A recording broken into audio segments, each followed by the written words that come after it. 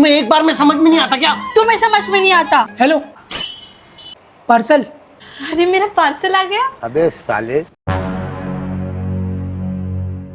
आ गया मेरा पार्सल। भाई आपको पता है कब से इसका वेट कर रही थी, एक एक दिन गिन रही थी, मेरी आंखें तरस गई थी कि कब आएगा मेरा पार्सल। प्रिया, उनको और भी काम रहेगा, जाने दो ना। क्यों परेशान कर रही हो कब से?